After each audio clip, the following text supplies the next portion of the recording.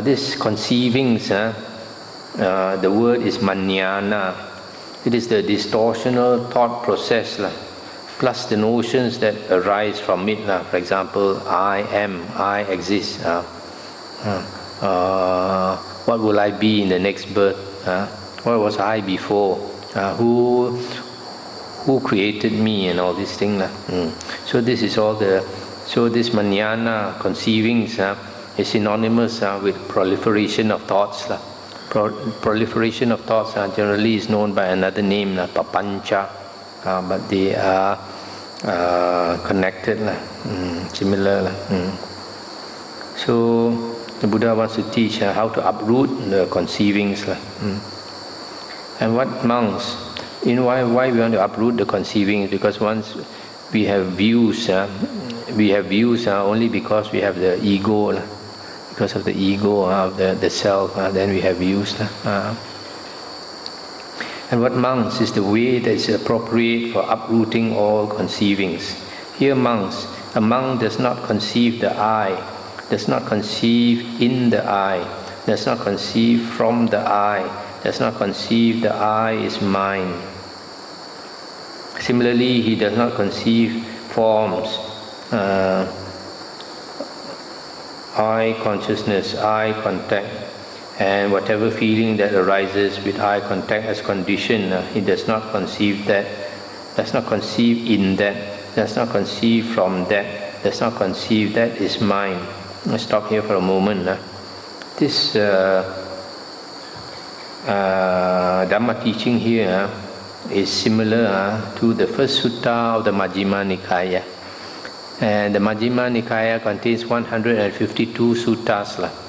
So a lot of people, when they start reading the Majjhima Nikaya, they start with this first sutta. It's like being punched so hard, you get knocked out. Because this sutta is so hard to understand. Most people read it, cannot make head or tail out of it. So they become very discouraged. That's why normally I tell people, you want to study the Majjhima Nikaya, you skip the first sutta. You read all the other suttas, and then towards the end only you come to the first sutta. I don't know why they're going to put this sutta right in the front to kill people. So this one for many years also I couldn't understand. Only recently I come to understand. So here it says, a monk does not conceive the I. That means does not think about the I. There's no proliferation of views about the I. And he does not conceive in the I. What does this mean? He does not conceive in the I. He does not conceive from the I. This is the difficult part. He does not conceive in the I. To me, it means he does not conceive an object in the I. And then he does not conceive from the I, means he does not conceive a subject apart from the I. Because once you start thinking about the I, whatever you start thinking about it, then you think it is an object. And then you are the subject apart from that object. So there's a duality. I and other. There is a self, there is others. So he does not conceive an object in the I. He does not conceive a subject. That means myself, apart from the I. Does not conceive the I is mine. This I is the physical I. Matter. Similarly, he does not conceive forms. He does not conceive in an object in form. He does not conceive a subject apart from form. He does not conceive the form is mine. Similarly, he does not conceive I consciousness, does not conceive an object in I consciousness, does not conceive a subject from I consciousness, does not conceive I consciousness is mine. Similarly, for eye contact and feeling, And then for the other bases also the same. He does not conceive the ear, does not conceive an object in the ear, does not conceive a subject apart from the ear, does not conceive the ear is mine, etc. Similarly, he does not conceive the nose, tongue, body and mind, and all the other things that come with it. He does not conceive that, does not conceive an object in that, does not conceive a subject apart from that, does not conceive that is mine. He does not conceive all, does not conceive in an object in all, does not conceive a subject apart from all, does not conceive all is mine.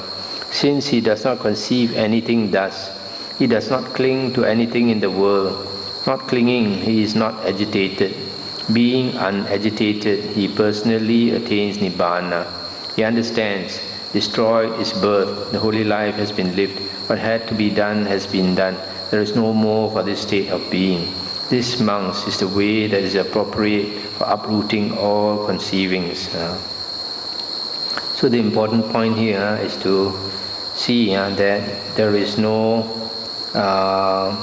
differentiating of something out there and you here. That's why there's one sutta where the Buddha was asked by an ascetic, if I remember correctly, the monk was going on alms round, Pindabat. And then this ascetic, he had psychic power. So because he had psychic power, he thought he already finished his work, he already was an Arahant. And then the Deva came to tell him that he is not an Arahant. Then he was surprised. And then the Deva told him, but there is an Arahant in the world, Sammasambuddha. Then the Deva told him where and where. So he seems he traveled the whole night using his part psychic power, he could run so fast, he traveled to where the Buddha was, and when he arrived, it was morning, and the Buddha was on alms round. I think his name was Bahya Darucharya. So he asked the Buddha to teach him some Dhamma. The Buddha said, this is not the proper time, I'm on alms round. Second time he asked the Buddha. Again the Buddha said, this is not appropriate. Third time he asked the Buddha, he said, I don't know how much time I have left. I don't know how much time you have left. So since life is so uncertain, please teach me some Dhamma. I don't need you to teach me a lot of Dhamma, just concise Dhamma.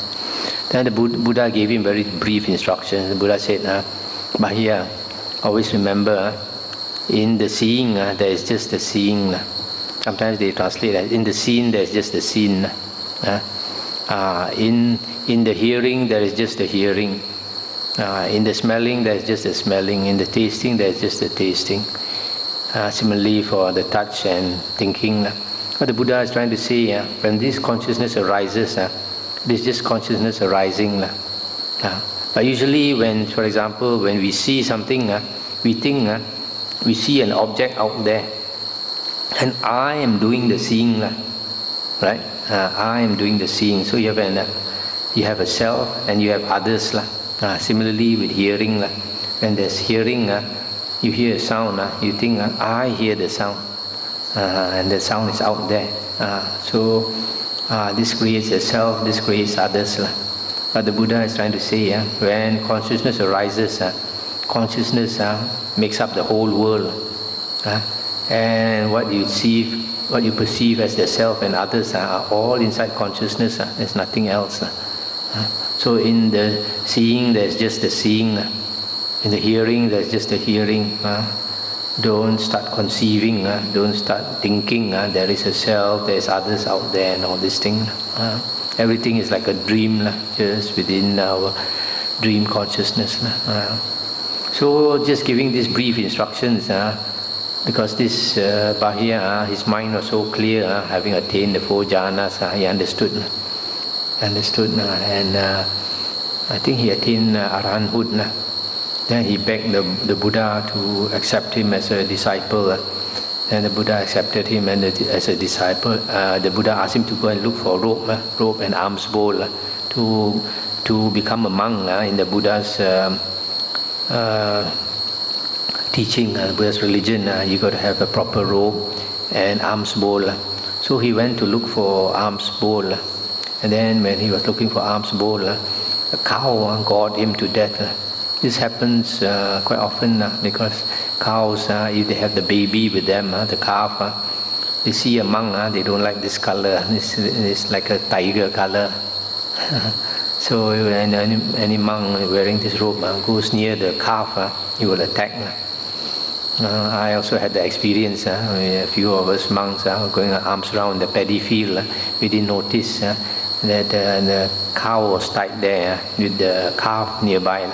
So when we went near, suddenly he got up and chased us. We all scattered in all different directions. So this happens.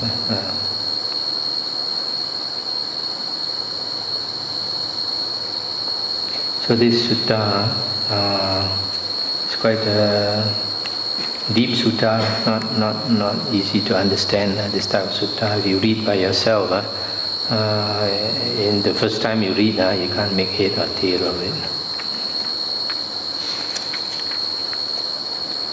Now we come to 35.6060 on page 1149. The Buddha said, "Monks, I will teach you the Dhamma for the full understanding of all clinging or attachment." Listen. And what, monks, is the Dhamma for the full understanding of all clinging or attachment? Independence on the I in forms, I consciousness arises. The meeting of the tree is contact. With contact as condition, feeling comes to be. Seeing thus, the learned noble disciple experiences revulsion towards the I, towards forms, towards I consciousness, towards I contact, towards feeling. Experiencing revulsion, he becomes dispassionate. Through dispassion, the mind is liberated. With its deliverance, he understands, clinging has been understood by me. Similarly, independence on ear and sounds. Ear consciousness arises. Independence on nose and smells. Independence on tongue and taste, body and touch, mind and thoughts. Consciousness arises. The meeting of the tree is contact. With contact as conditioned, feeling comes to be.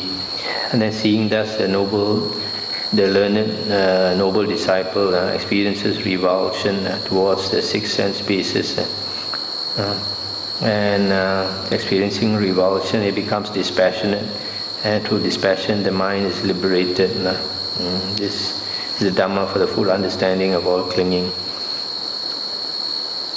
So why the Buddha says, from this you can understand clinging. Firstly, you see, all these conditions, they are like a chain.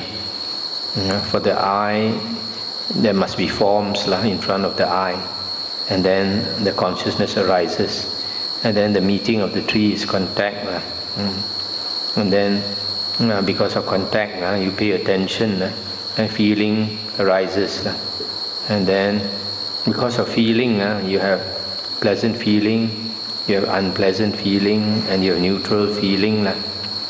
Pleasant feeling, when you experience, there's a tendency to cling to it, to lust for it, to crave for it, to want to experience it again.